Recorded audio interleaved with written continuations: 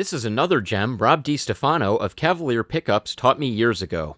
A DC power supply, a Red Lion CUB5B000 panel meter, an RRDC2000 retroreflective sensor, and a 3/4 16 faceplate mounted on a plywood disc, the back sprayed with flat black enamel, and half of it covered in reflective tape. What you end up with is a highly accurate turn counter that easily keeps up with the maximum speed of the PenPal lathe, which is about 4,300 RPM, way faster than any commercial pickup winding machine.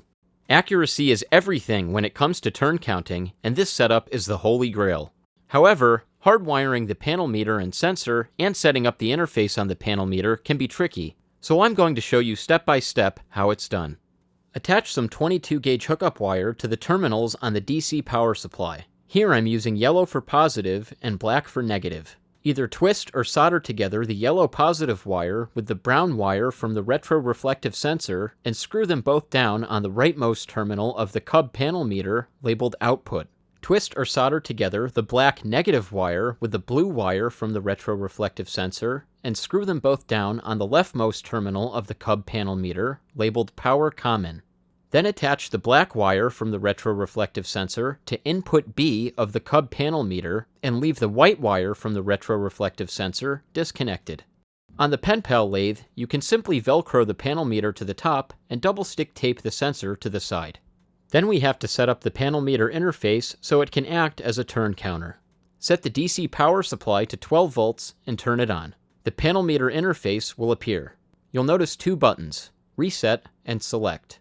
Press and hold Select to enter programming mode, then press Reset to toggle through the modules: Input, Rate, Display, Set Point, and Serial. This is your basic menu navigation. Now, press and hold Select to enter programming mode, then press Reset once to get to the input module.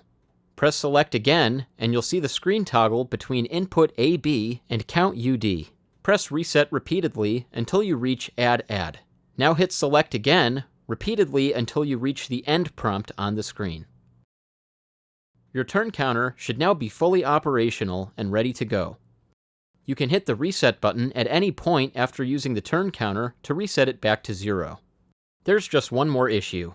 I personally find this red color to be ominous and depressing. I'm more of a green guy. Fortunately, the CUB panel meter has me covered. Hold Select, then press Reset to toggle to display. Press Select again repeatedly until D color appears on the screen. Then hit Reset to select green, then hit Select one more time, and wow, I feel a lot happier now. You can now hit Reset again multiple times to toggle through your desired brightness level, 1 through 5. I like my turn counter bright, green, and happy, so I'm leaving it on full blast at 5. Use the Select key to toggle back to end, and you're done. If you ever get lost or input something incorrectly, just toggle back to display, then hit Select until you scroll to Fact Set, which stands for Factory Reset. Hit Reset once to select Yes, then press Select twice to reset the CUB panel meter to factory settings.